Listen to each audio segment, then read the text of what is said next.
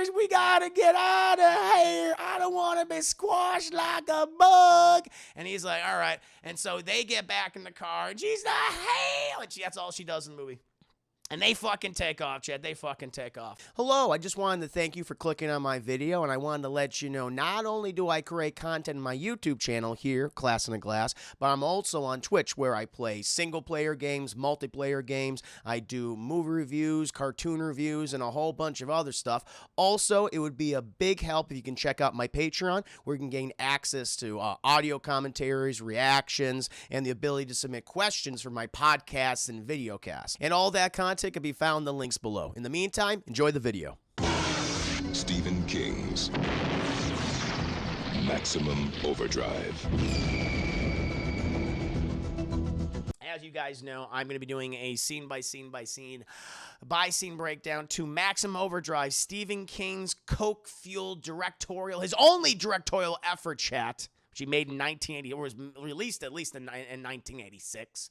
Based off of his short story Trucks, chat. You know, we can go ahead and get into it right now, chat. Before we go ahead and I start doing my scene breakdown, get in the nitty-gritty details, I have a very important question to ask you. That question being, how many of you have seen Stephen King's coke-fueled truck murder fantasy, chat, Maximum Overdrive?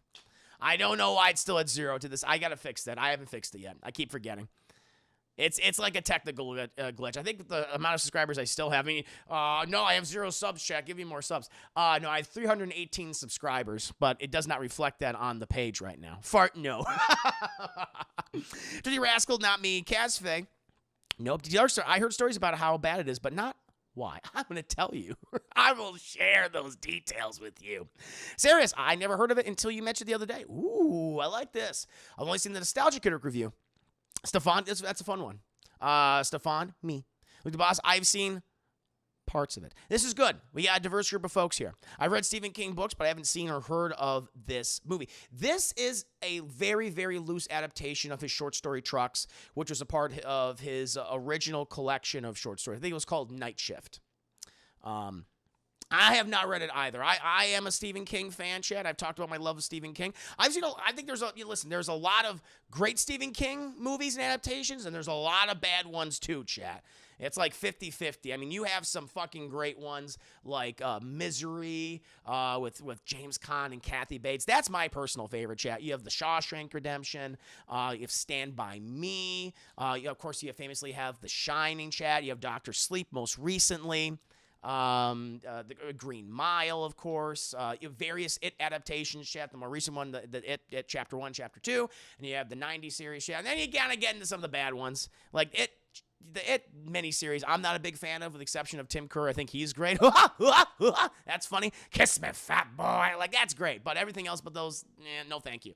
But then you get some of the bad ones, chat, like The Thinning and Pet Sematary, and Tommy Knockers. I mean, the various television adaptations. Like there was a TV movie version of The Shining, which is close to the book, but it's awful.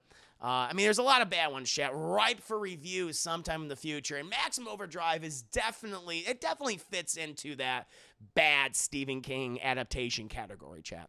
For a variety of reasons. Now, I actually really enjoy, I would say, the first third of this movie. Like, the first 30 minutes is so fun. It's dumb as hell. But I think it also knows that. Because the whole premise being, chat, inanimate objects, cars, trucks, all sorts of toasters come to life and they murder people horrifically.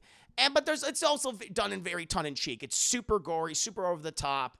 And you're like, oh, I get it. It's a spoof. It's almost like a parody of a typical, like, dystopian novel or movie or a work of Stephen King. Like, I see what he's doing here. He's being clever with us. He's winking and nodding at the camera.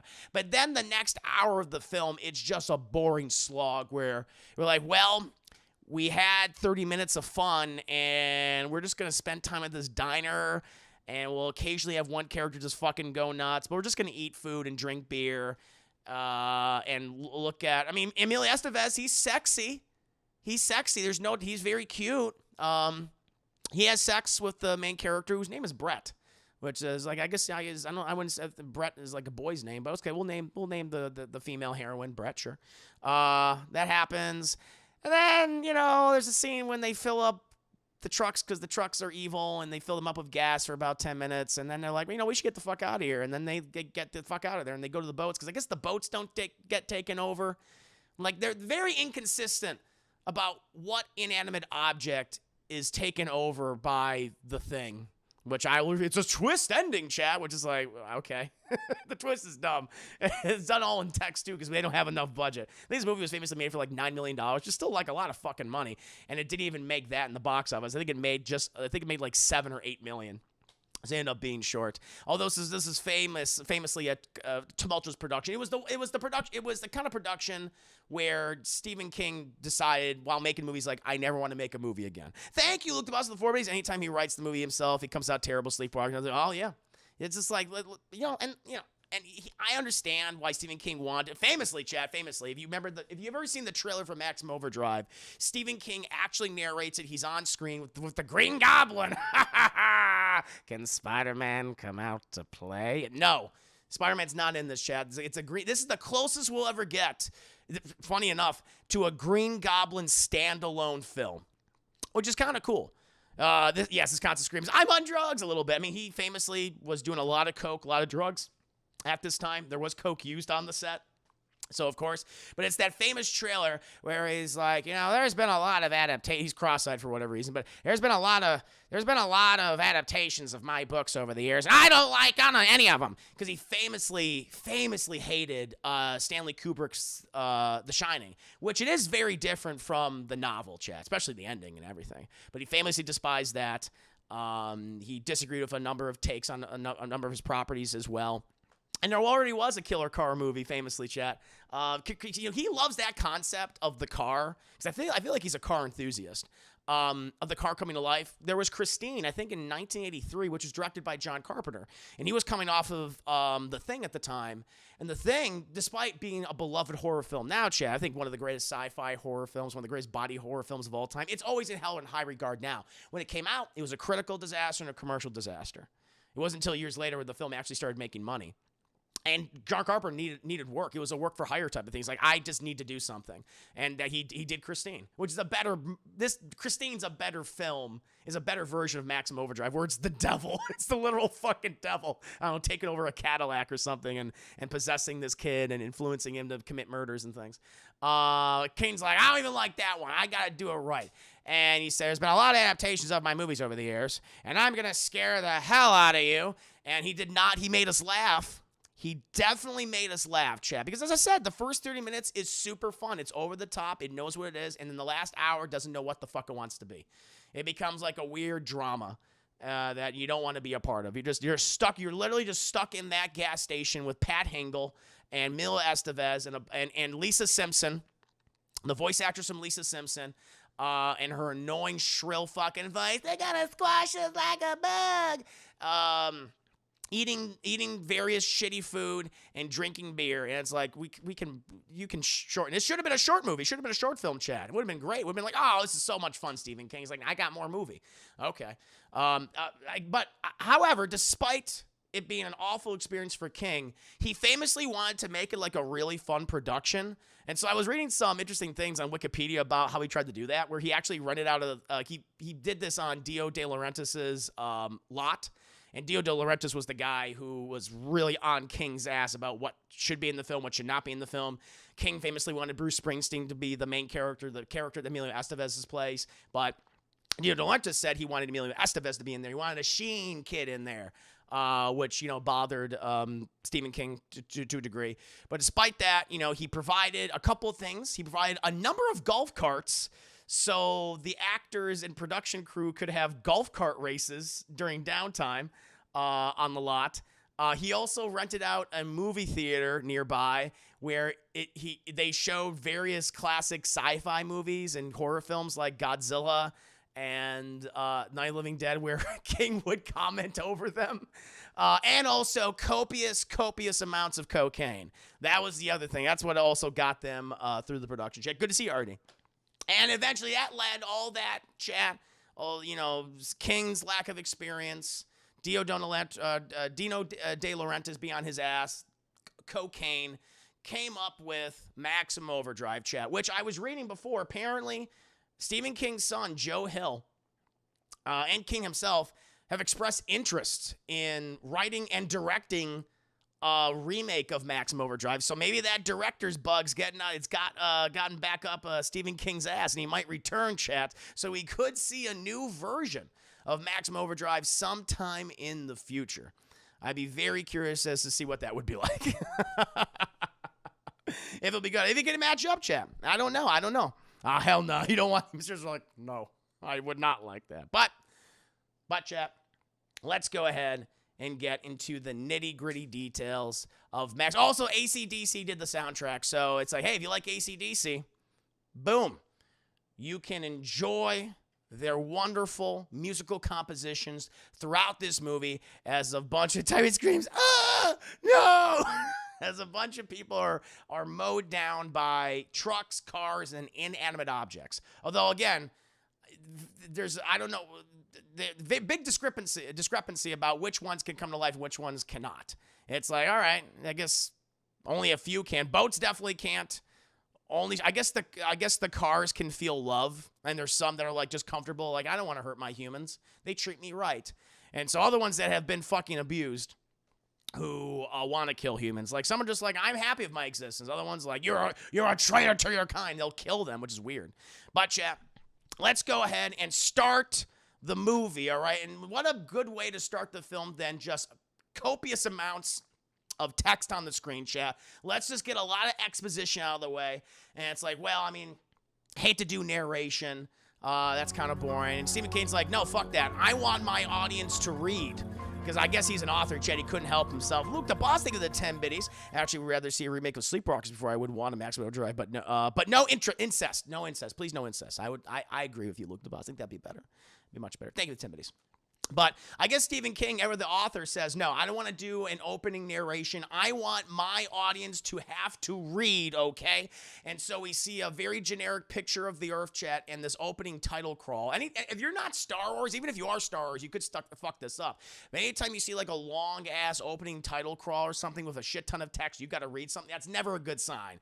That's like, you couldn't actually fit this in the movie. You couldn't have a character explain this to us. And that just shows that you don't really understand this material or even know what you're doing. But we see a whole bunch of text about how a comet is passing by the Earth and it's abnormally irradiated, chat, and it may or may not affect certain things. And it's like, okay, that's our setting, that's our premise, and we just go from there, chat. And the movie opens up with saying, fuck you. It literally opens up with saying, fuck you, because we're cut to a bank with one of those electronic signs right at the front of it.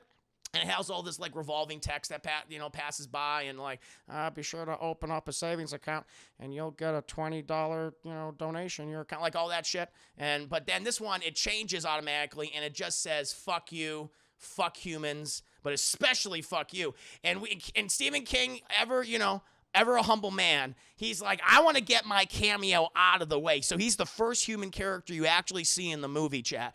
And he walks into an ATM. You could tell it's Stephen King because he's cross-eyed as fuck and he's just had a lot of cocaine.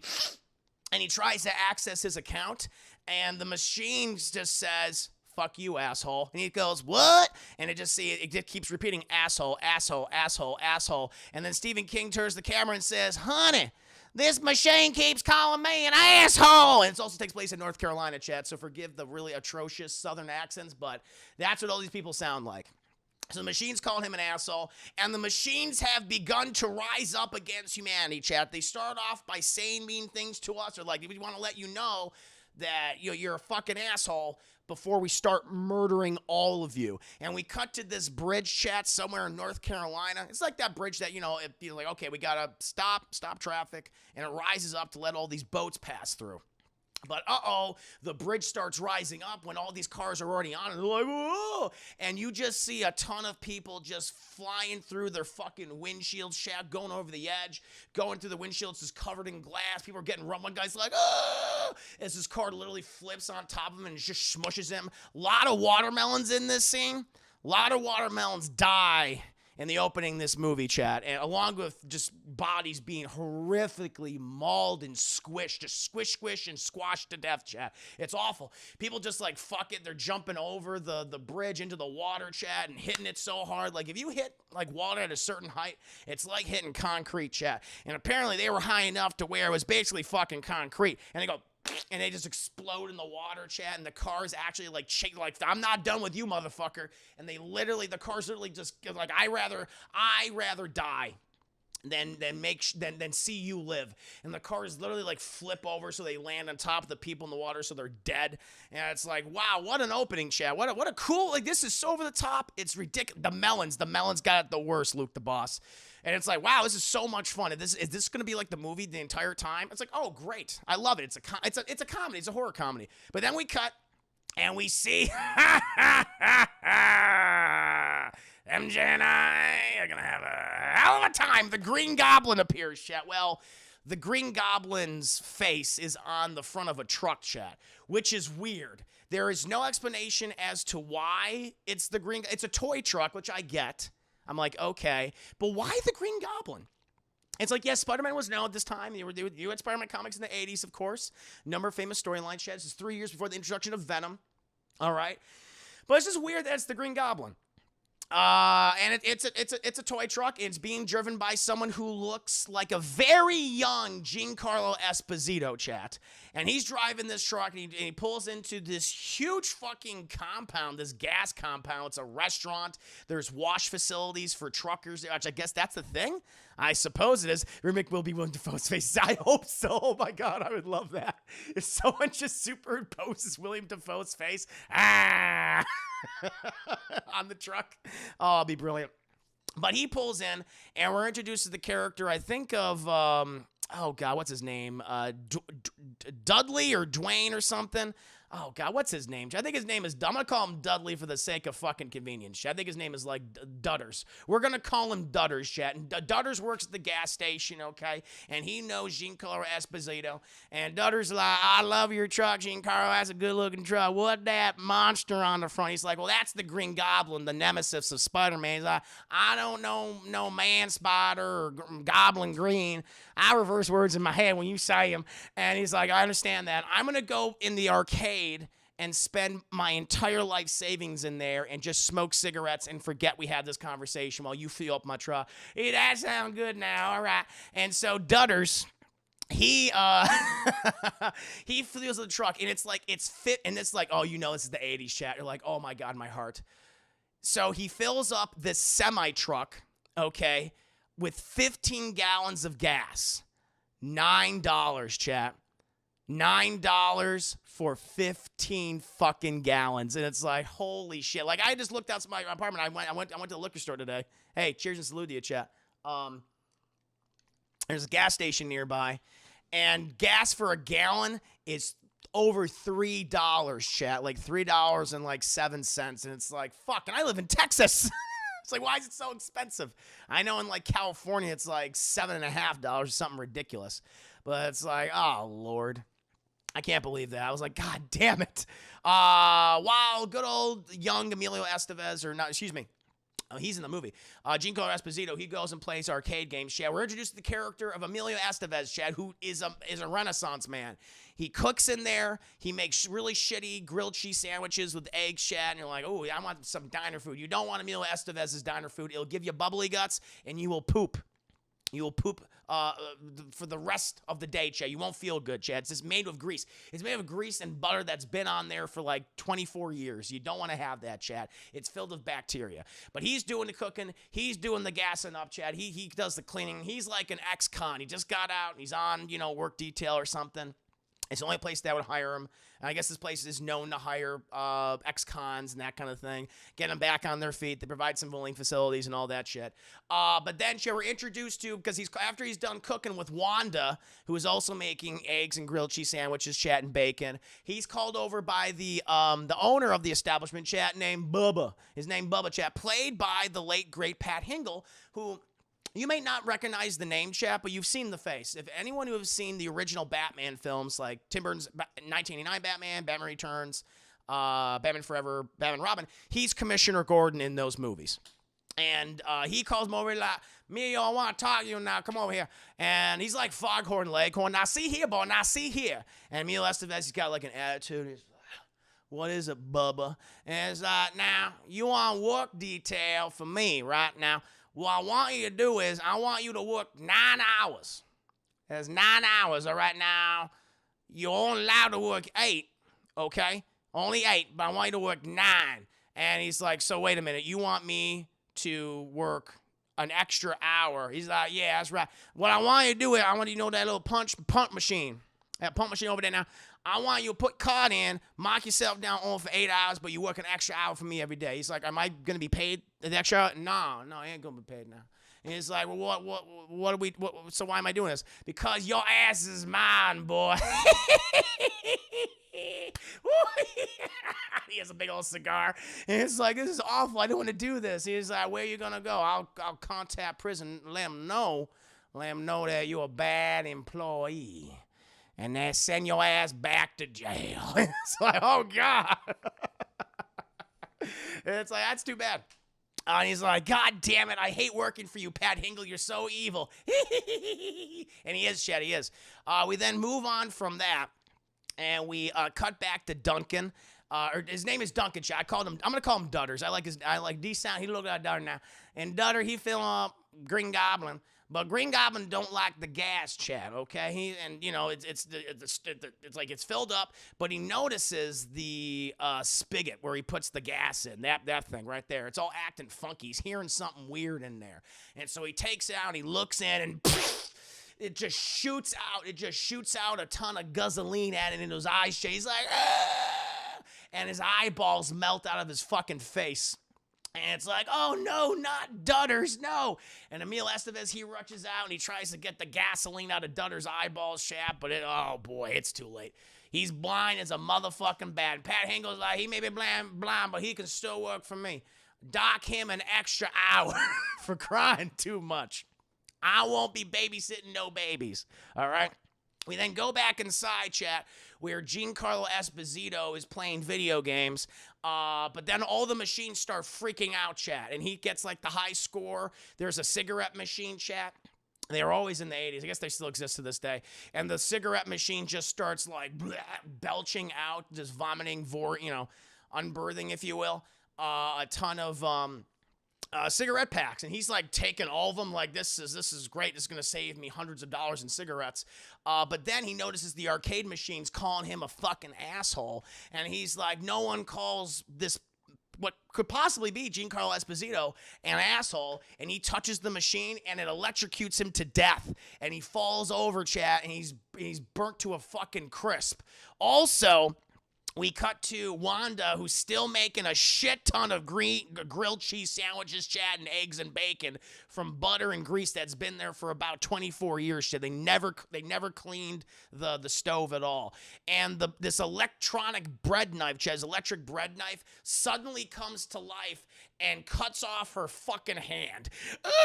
And it's all happening within the span of 5 minutes, chat. So Dutters, gasoline melts his eyes. Giancarlo Esposito, electrocuted to death, burnt to a crisp. Wanda, she's Stumpy Wanda now. That's what her new name is. You know, that's Stumpy. Why you call her Stumpy Wanda? Fucking electronic bread knife cut her hand off. That's why we call her Stumpy Wanda. And she freaks out, and she falls on the ground, and the bread knife's like, I'm still not fucking dead. I'm dead, bitch. And it comes at her, and it cuts her foot. Doesn't cut it off like it cuts her hand off, chat, but it does cut her. Emilio Estevez is like, what the hell is going on? This doesn't make any sense. Is this occurring in other places? Oh, little does he know, chat, it is. Because then we cut to a park where these Little League teams just finished playing baseball, T-ball or whatever. And the coach is like, you guys did such a great job. I'm going to all get you Coca-Cola, branded Coca-Cola, buy Coke, available at your local grocery store, supermarket, Walmart, Kmart, at any establishment that serves beverages, Coca-Cola. And he goes to the Coca-Cola machine, chat, puts his money in, puts in, I don't know, fucking, like, I want 20 Cokes, I need $20, puts in a $20 bill. It's machine eats his 20. He's like, what the fuck? Why'd you do that? And He looks down. Never look down at things in this movie. Don't never look into the slot or the hole, because something will either blind you or kill you horrifically. But he looks down, and then the machine shoots out a fully loaded Coke can right into his head. Oh, he's like, what the hell hit me? And the machine like does it again, this time much faster, and it fucking brains him. It brains him, Chad. He's like, and he falls down. The kids are like, Coach, are you okay? He's not okay, Chad. He just got killed by Coca-Cola. Though if you do drink enough of it, it probably would kill you over time. And the vending machine's like, I have more for you, you little shits. And it starts firing off the Coke cans one by one, hitting these kids, Chad. Brains one kid. As we all know, Chad, children's heads are soft.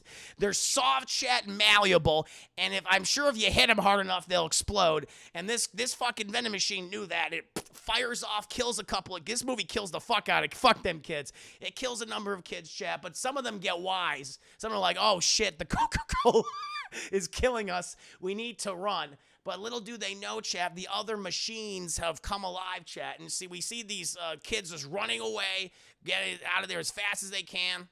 One kid, he gets eaten by a lawnmower. And then there's this, like, notable death in the movie, which is so fucking horrifying, Chat, where we see this giant steamroller just barrel into the park onto the baseball diamond. And this one kid, I guess his legs don't work anymore, Chat, and he falls over like, no! He's like the fat kid. And it's like, well, the fatty was going to get it no matter what. You're a fat, chubby guy in a horror film, you're going to die. I'm sorry, that's how it is. He falls over, and he's like, oh, as the fucking steamroller just rolls over his ass, Chad. And apparently they had to edit this scene because originally Stephen King wanted just a big, like all of his insides to shoot out of his head, like all of his fat, chubby kid intestines and brain to shoot out, but they had to edit it. Like some of that out. And so you see a little bit of it, but not a lot. But this thing fucking rolls over the fat, chubby kid, and he's dead. He dies, Chat. And then we have all the other kids, they get killed by either the steamroller or the Coca-Cola machine or, a sprinkler, I think, at one point. Most of them die, except for Deke, Chat, who is the son of Dutters, Chat. He named his son Deke. What a name, Chat. And he's like, I'm going to get on my fucking bicycle and get the hell out of here. And he escapes, Chat. He manages to run away. Also good to see. Hi, Chris. Coke killing. They must be bullies. Otherwise, Stephen King, there's a lot of bully characters in this. Well, the machines are definitely bullies. That makes sense. Yeah, because they're just murdering everyone. If it wasn't the machines, it would be the Stephen King-esque bullies. Eventually, Chad, we're introduced to the character of Brett. This is a woman. You wouldn't know by the name, but her name is Brett, Chad. She's a hitchhiker, and she is getting the assistance of a Bible salesman, Chad. And you're thinking, oh, he's a man of the Lord. He's going to be very respectful towards her. He's helping a lost soul in need. He's like, the least I can do is to drive you to wherever you need to go. But no, he's horny. He loves Jesus, and he's horny, Chat. And he's just, how are you going to pay me? And he's already like, they're not even a mile by the time when he picks her up, and he's already grabbing the inner thigh, not the outer thigh, Chat, the inner thigh, okay, near the vagine. And she's like, don't be touching my inner thigh near the vagine, okay? And eventually they fucking pull into, she takes the wheel, and lo and behold, where do they fucking pull into? The gas station owned by Pat Hingle, who goes by Bubba. We then also cut to two other travelers, chat-weary travelers. One who looks like a older, slimmer version of Haley Joel Osment.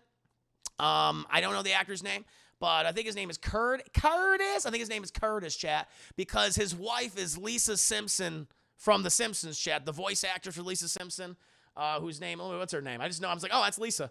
Her name is Yeardley Smith. And she plays the character of Connie. Her husband is Curtis, who looks like a very slim Haley Joel Osment, chat. Not mocking Haley Joel Osment's weight, okay? He can be as big as he wants to be, but he's a little husky. He's a little husky.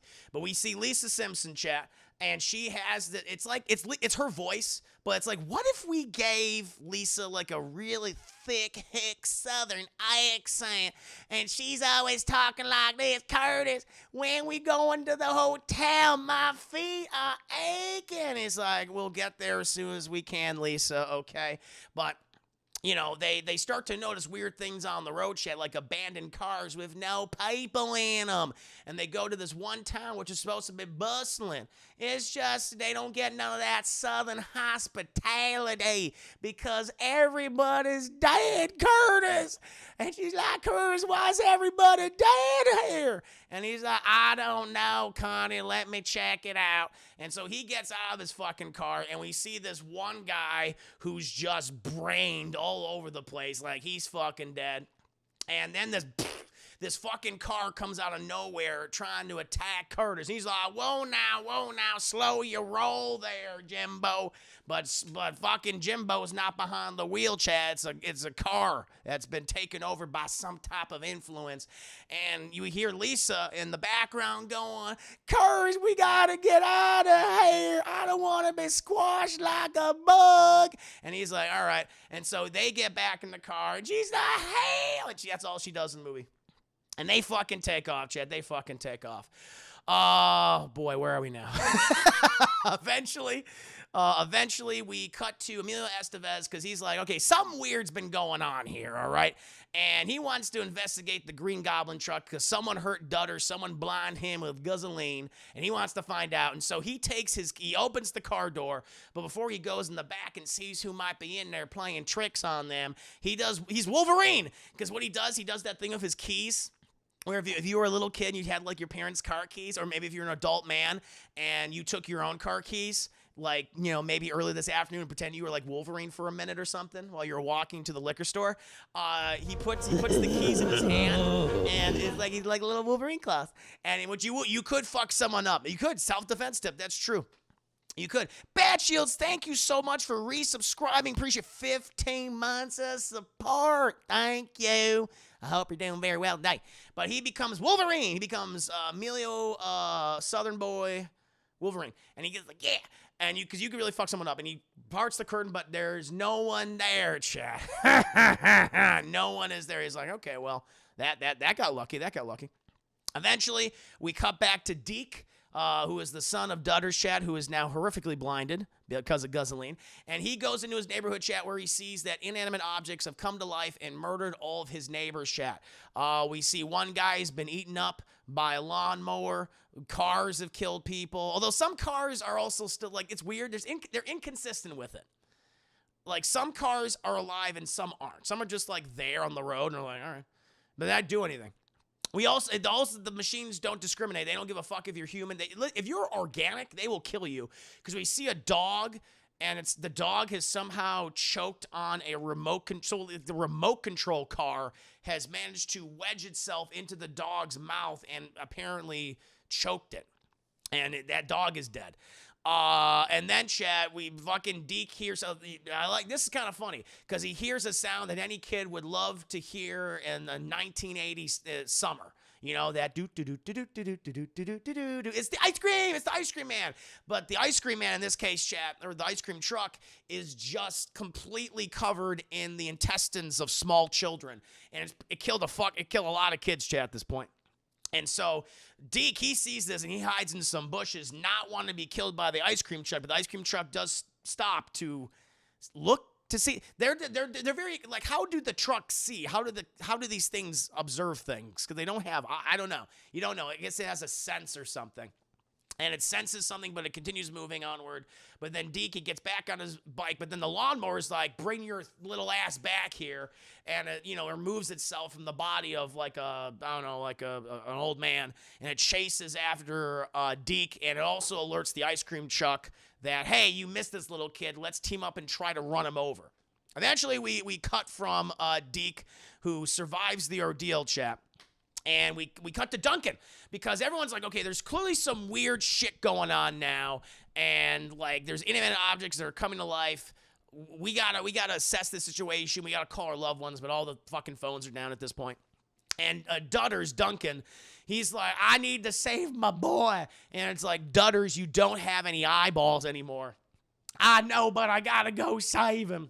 And so they're like, okay, Dutters, there's no convincing you. And so they let this blind man just waddle down the road. He just wanders off. He's, I'm coming, Deke. But at this point, the Green Goblin truck's like, out am I? And he fucking poor Dutters. He didn't even knew what was coming. He's like, is that you, Norman? And he fucking Green Goblin, boom, just runs his ass right over Chet, and he hits him so hard, he just explodes. And his brains and his guts cover the front of the truck. So poor old Papa Dutters, chat. He dead, chat. And they're like, oh my, and everyone starts freaking out in the diner when they see this shit. The Bible salesman, he was trying to sell a whole bunch of Bibles to people. He's like, well, fuck all of you. I'm getting out of here. All right, you can all burn in hell. And he goes out there. Emilio Estevez tries to save him for some reason. But he's like, get your filthy, disgusting hands off of me. I can defend myself. And the Goblin truck is like, oh, did I hear a fresh victim? And it turns around, chat, and it uses its back end to then plow into very aggressively, chat, not in a sexual manner, but in a very aggressive manner, plows into the salesman, which, I don't know, severs his spinal cord, and he gets thrown into a ditch, chat, and his legs are all broken, and they don't work no more. He's not good no more, chat. But the Bible salesman also gets taken out. We then cut back to the diner, and there's a lot of talking. There's a lot of talking about what the situation, what are we going to do? Pat Hingle's like, I know what I'm going to do. I'm going to defend my business. And my employees, you all going to work for me and defend my business. Like, fuck you, Pat Hingle. This is life or death. Boy, you don't talk to me that way. And that eventually the trucks begin to circle, like various trucks begin to circle the gas station for no apparent reason, and they're trapped there. And it's like, what are we gonna do? What's this? I have no idea. And their ringleader seems to. It's always sexual, fair enough. Their ringleader seems to be the Green Goblin, which makes sense. You know, he's been the leader of this Sinister Six, mostly Doc Ock, but it's also been the Green Goblin occasion. And he's like, one of the like big bads that a lot of the villains in Marvel Universe respect. So it makes sense that these trucks would follow the lead of Norman Osborn as a truck. Eventually, the newlyweds show up, and the thing is, they're like driving in a truck, or they're driving in a car, but the car seems to be okay with them. It's like, I like these two people. Even though Lisa Simpson is shrill and Curtis is as dumb as a stump, I like them. They take good care of him. But there's no explanation as to why that car is not possessed by this thing that's going on. Just makes it vroom, vroom, not family, indeed. Before they get there, actually, they're chased by another truck. Like down this highway, and Lisa Sims is like, Curtis, watch out! And he manages to dodge the truck at the last minute, and it just kind of skids off the road. Like, not like, it fucking falls in on itself and it's tumbling down and shit. It just kind of skids off the road because he does like a little maneuver. He bears right. That's what he does, Chad. And the truck's like, holy fuck, this guy's a badass. Oh my God. And he bared right. And the truck, I guess it's too heavy and it bears right, but it skids off into the grass. And then it just explodes. We don't know why. Maybe it exploded because of embarrassment. It's like, I'd rather die than let those humans get away. And it kills itself. So it's okay. And then the newlyweds eventually get to the diner and shit. But then the Green Goblin's truck's like, not on my watch. We're going to have a hell of a time. And it rams into the newlyweds truck. And it fucking flips it like 3 or 4 times. They're not dead. I mean, I wish they were. But they're not. And then we hear Lisa Simpson go, I fell on my head, Curtis. My head hurts. He's like, I know. I know, Lisa, I know. And Emilio Estevez and one of the workers, they get out there and they drag him out. He's like, let go of me. You don't treat a woman that way. And they get back in the diner. And then there's more talking. There's a shit ton of talking. Oh, no, actually, before that, I forgot. We get a really cool scene, though, because as they're being attacked, they're being chased by this one other truck that's coming right at them. Both Emilio Estevez and Curtis and Lisa Simpson and Emilio Estevez's friend. And it's barreling right down on them. But then fucking Pat Hingle, he kicks the doors of the diner open, and he has a fucking bazooka. He has an RPG, chat. And he's like, hey there, boy, get a load of this. Boom! And he fires off the RPG, chat. And the truck's like, what the fuck? And it blows up the truck, chat. Truck is blown to smithereens, and everyone's like, "Hey, boss, where you get bazooka?" And I have a whole bunch of them downstairs, and that's where we go. We go downstairs, where not only is Pat Hingle as Bubba, not only does he operate a gas station, diner, washing and living facilities for truckers, he also is a weapons smuggler, I guess. And he sells these weapons illegally around the world. And he has a shit ton of bazookas, grenade launchers, M16s, M4s, AK-47s, various pistols, chat. And it's like, when are you gonna tell us about this? We can fight against the trucks. And like, Emilio Estevez is like, oh, we can use this. He's now, hold on now, boy. Now, hold on now. This is my hardware. I sell this to very, very generous customers, and I don't want you using this now. Are you gonna pay me? Are you gonna pay me? Am I gonna take it out of your salary? It's like, we might die to these things. And it's like, that's a good point. All right, now, well, do you make sure to keep the tags on them then at the very least, okay? I still want to sell them after this whole apocalyptic, dystopian, truck, Green Goblin, Marvel zombie future is over. And so they have all the trucks in the circles, and then the trucks begin to circle the place again. That's what happens. At this point in the movie, there's a lot more talking, but we need sex scene. We need a sex scene here. And so the character of Brett, who was very adamant about not sleeping with the Bible, the rapist Bible man salesman, she instead sleeps with Emilio Estevez because they happen to be the prettiest people in the movie. And if you have two characters that are definitely the prettiest, they're not gonna fuck anyone else except, each other. So they have a sex scene. And by the way, none of the shower facilities work at all. There's no running water at this point, because I guess the machines at the dam are alive and they shut down the water. I don't know. And so they have really stinky, smelly, because they're this is the deep south. This is North Carolina, chat. Everyone's been sweating all day. They were sweating before the apocalypse happened. So they're having really stinky BO sex. And she has a line, because, Emilio Estevez is like, I don't know if I could save everyone. I'm not a good person. And she goes, you are a good person. You sure do.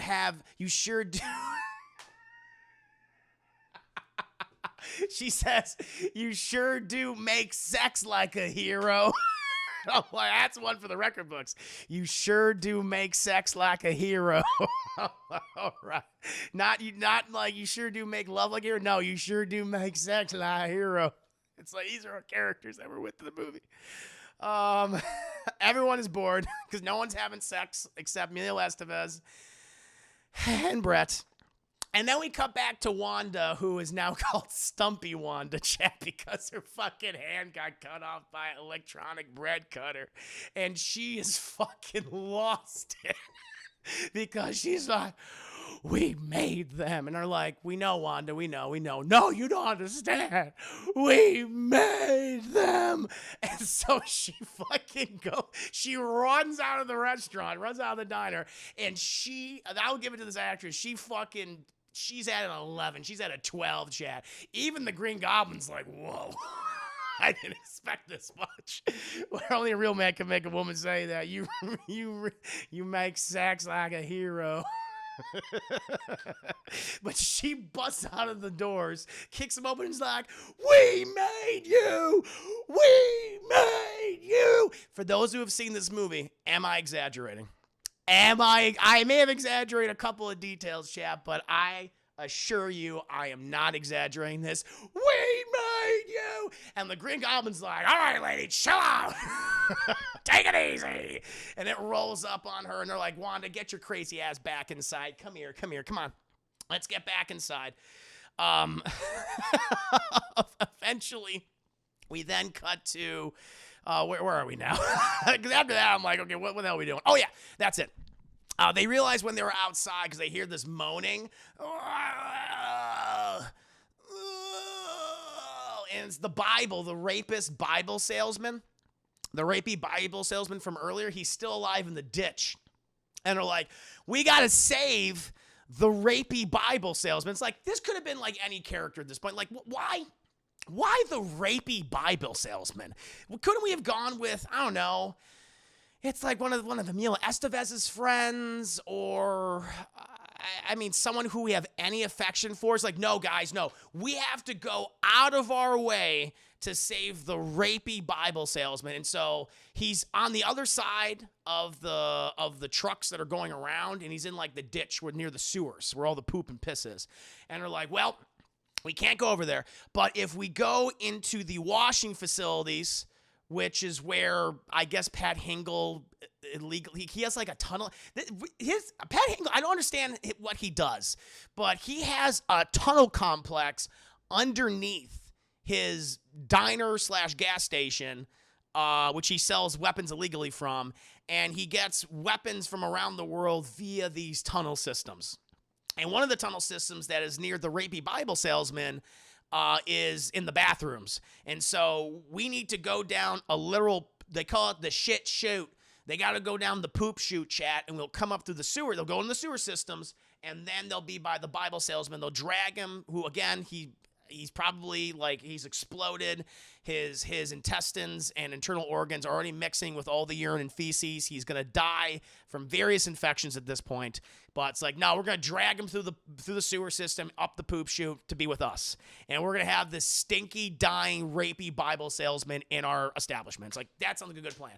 So Emilio Estevez, he teams up with like another one of the gas station attendants that works for Bubba, and they literally go to the washing area. They open up this grate where there's just a ton of gray water down there, and they say it smells like shit. That because it is shit, Emilio. Didn't you hear Bubba? He said that this is the poop chute. I heard him, okay? And they go down there. Meanwhile, we cut to little Deke. Deke's back in the movie, chat. And Deke, he has avoided the killer lawnmower and the murderous ice cream truck, and he has found himself in the ditch. And who does he come upon, chat? The rapey Bible salesman who appears to be dead. And so he checks on the Bible salesman who's literally going, "Argh," like that. He's just staring at him, and he like checks his breath, checks for his heart, and it's like, is this supposed to be like a jump scare right here? And then it's like, okay, I guess he is dead. He goes, "Ah!" And the kid's like, oh, get away from me, man. And he's like, help me, pull me off. He's like, you're too heavy, man. I'll fucking kill you if you don't pull me off. It's like, now he's trying to rape kids. I get it, he's evil, but Lord, eventually, the kid just fucking kicks him in the face. And that's what does it, Chad. The kid, little Deke, he finally kills the Bible salesman. He goes down. He just drowns. He can't lift himself anymore, so he drowns in just some shallow feces urine water, and he's dead. Eventually, oh, God, what's his name? Emilio Estevez and his friend, they find Deke, and are like, all right, kid, let's fucking go. But because the fucking trucks are hearing, the Bible salesman going, pull me off. And they're like, what the hell's going on? The goblin's like, what's going on here? I hear some sexual references. And so they grab a kid, and they start running. But then the ice cream truck's like, fucking kill that kid. I've been chasing him for like 6 to 7 hours. I'm exhausted. Kill him. And the goblin's like, don't worry, ice cream man. Let's team up and fight. And so they fucking try to get him, but they miss. And they all go back inside. I think like they use a bazooka on another truck and they blow the fuck out of it. But then they're back inside. And they're like, what happened to the rapey Bible salesman? And they're like, he died. He drowned in feces. And like, that's too bad. But we found Deke. And Deke's like, thank you for saving me. Where's my paw? Where is he? And Pat Hingle, he comes over. Pat Hingle has like an interesting line here. I'm trying to remember what it is. Oh, yeah, this is what he says. He said, Deke, your paw got scrubbed by one of the damn trucks. Got scrubbed. It's like, could you be like a little nicer to him? Like say like, oh, Deke, I'm so sorry, but your daddy, your pa, he's no longer among us. He up there in heaven right now with Jesus Christ by his side, holding his hand. He's like, he got scrubbed by a green goblin. And Deke's like, oh. And so he just walks away. And then Brett comes up and she's like, you're a fucking monster. And just slaps him. He goes, I haven't been touched by a woman like that in 25 years. I believe that. After that, they're like, okay, more talking, more drinking beer. What are we gonna do? What's the plan? It's like soon to be like it's like morning at this point. Like they've stayed up all night. But then the trucks all start honking their horns and they're like, yeah, here we go, because there is this whittle truck that comes in. And it came from the army base, and it has, I guess, the truck is able to control this turret that's not attached to it, but that's on top of it. And it rolls up, and it just begins mowing down all the people in the fucking diner.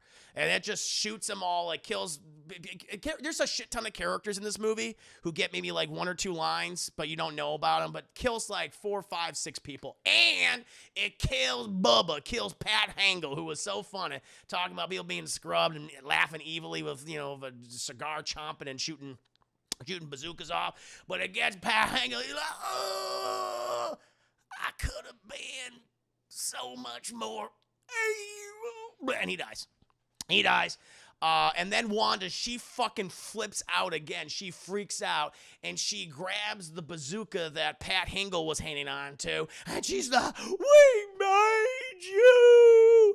And the truck's like, we know, and we're gonna end you. And it just shoots her to shit. But then Wanda, before she dies, she manages to activate the bazooka, and it fires off into another truck and kills that truck.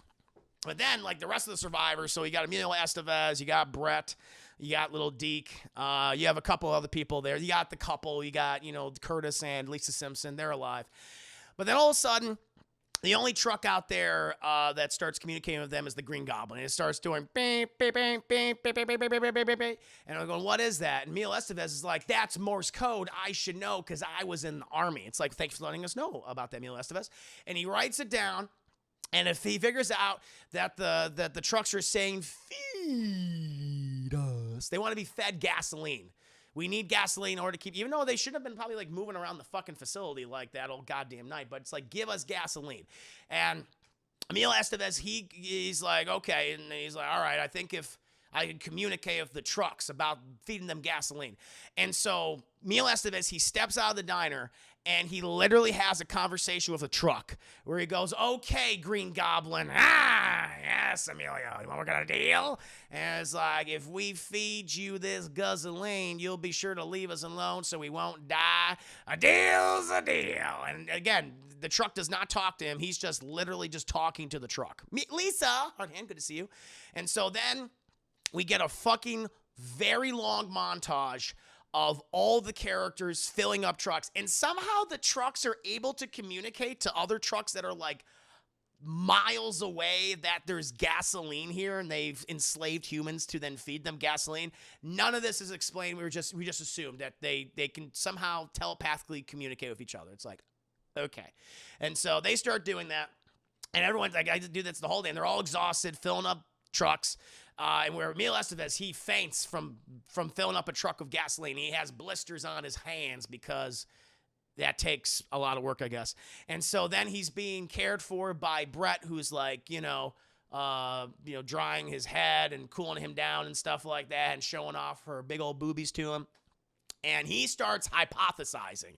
He's like, I have a theory, Brett. I believe that them space aliens, that they be traveling around the galaxy and such, and they found our world, but they don't want to have to do any work. So what they do is they put down like a signal, or they infect it with that goddamn radiation, right? And all the machine come alive, right? And all the machine kill us, and then they come down and they turn out the machine. I believe this space aliens. And Brett's like, whatever you say, honey.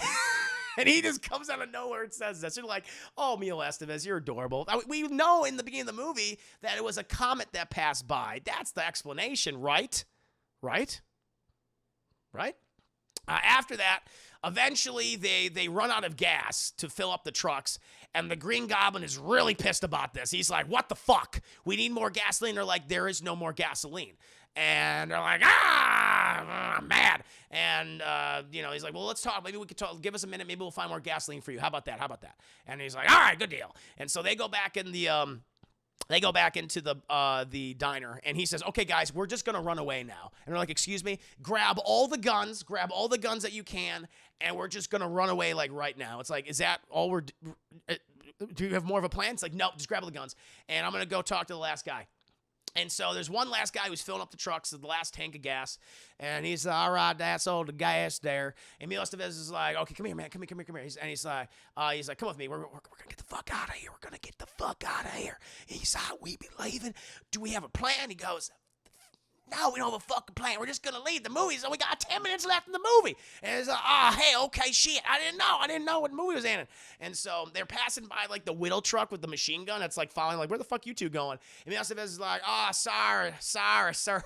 We're going to little boy's room. We gotta take a leak. You understand? Well, you may not understand because you don't have a penis. But it's okay. And then he just starts talking like, "All right, now I tell you when to run on my count, okay?" And it's like he's not whispering this anymore. So the truck, I guess, can hear him. Who fucking knows? He goes 3, 2, 1, run! And then Emilio Estevez like had a grenade, and he puts it on the little machine gun truck, and he spins its machine gun, goes woo woo woo woo woo woo, and it explodes. And this pisses off all the other trucks. And the Green Goblin's like, you killed my son, and he's very upset. My Harry. Maybe that machine gun truck, chat. Maybe that was like his Harry Osborn. Is like, how fucking dare you do that? Or maybe his company. Do you know how much I've sacrificed? Could be like that. But by that time, like, everyone's already left, and the trucks are like all beeping angrily, and then they attack the diner, but everyone's gone by that point. Like, everyone's fucking gone. They're very, very mad. And so then at this point, the Green Goblin, it teams up with the ice cream truck from earlier. The ice cream truck then has been there for a while, and it's like, hey, let's team up. Let's form a group that is maybe sinister in nature. Like, not the Sinister Six, but what about the Sinister Two? And the Green Goblin's like, I like it. And he's like, the ice cream truck's like, I can move a little faster than you, so I'm going to scout out ahead and try to find the survivors. He's like, good idea, and telepathically communicate with me so I know where their exact location is later. And I don't know if that's the case. I'm just assuming at this point. But we're following the characters who are just on foot, and they're in the shit ditch, chat. They're just moving in the shit ditch. Because their plan is, they're like, where are we going to go?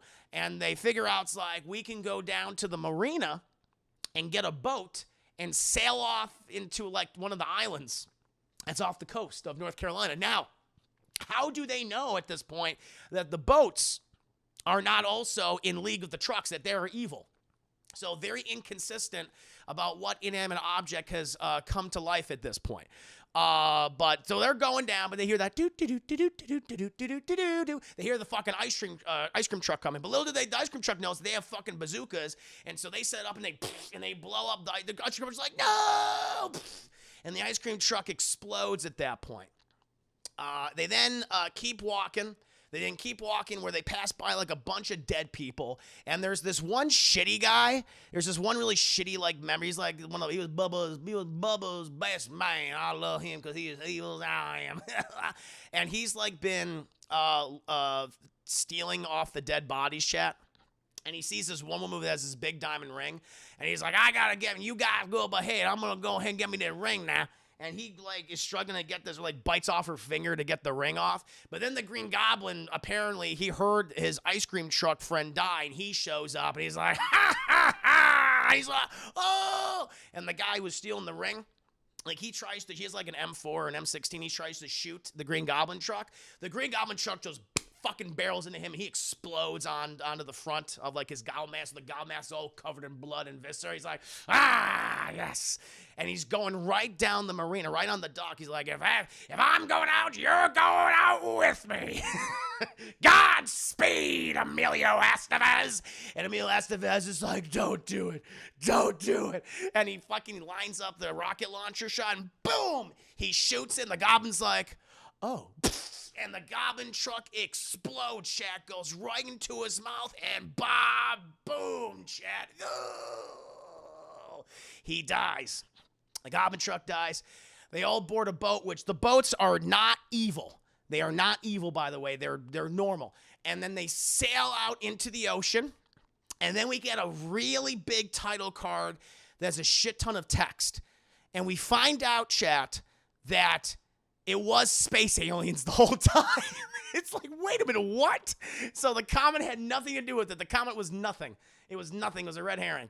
Matter of fact, a Russian satellite that is equipped with, and I quote, a Mark IV laser cannon and a nuclear silo engaged the aliens in space and destroyed them.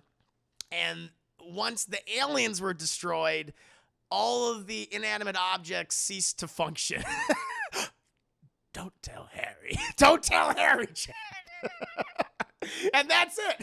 And the comet had nothing to do with it. And that is Maximum Overdrive. That's it. The villain was cocaine.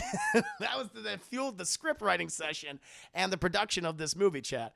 It's always aliens. It's the History Channel. There you go. And that, my friends, is my scene by scene breakdown to Stephen King's 1986 first and last coke-fueled directorial effort, Maximum Overdrive.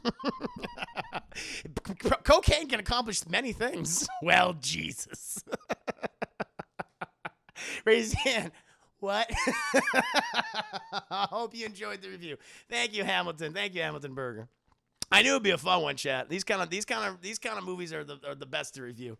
That kind was a spaceship in disguise, but they don't say that. They actually mentioned the comet, and it just flew by the Earth like nothing. And so it's like, what the fuck was that about a comet? He wanted a nice little twist ending that was space aliens. Emilio Estevez was absolutely correct, where the aliens just took over inanimate objects to kill us. Thank God for Russia. Thank God for the Soviets, chat. They killed the aliens. Oh, we were all cocaine. We were all cocaine influencing Stephen King's mind and his abilities as a director. Great job on my hick accent. Well, thank you. I appreciate you. I appreciate you here. Yuck. I'm saying that joke. They did not make that clear. Oh, no, you're right. You're right. Oh, my Lord, chat. That was a good one. Don't tell Harry. Dream Warriors. Thank you for the video. Sounds like a fun watch. It's a fun. No, listen. Well, the thing about it is, the first 30 minutes is super fun because it's all the death and destruction. And then there's like, I skipped over a lot of people just talking in that diner. There's a lot of scenes where people just philosophizing and talking about the relationships, and you don't fucking care. You don't care. And so I skipped all that just to do the fun stuff in this movie, because this movie's like an hour and a half and really only should be like maybe 45 minutes. Should be like an episode of TV. Should be like an hour-long TV movie. Because you could take out so many of the diner talk scenes. It's just like, it should be like Outer Limits or something like that, or like the 80s Twilight Zone. That's what it should have been. And your goblin voice said, Godspeed, Spider-Man. So that's why I had to give it, like, I guess I would, it's not some old bullshit, but it's like a rental. I give it a rental, chat. There's some fun stuff you will fucking laugh at. There's no doubt, but I'm not going to give it some old bullshit, because there is some legitimately really funny over-the-top nonsense that you'll like. So to me, it's an entertaining rental. It's worth at least watching once and going like, okay, what is this? Yeah. So that's what I would give it. We're good to see you. But chat, I'm going to take a quick break. I'm going to go ahead and freshen up my beverage. In the meantime, entertain yourselves amongst yourselves. I'll be right back. Woo-wee.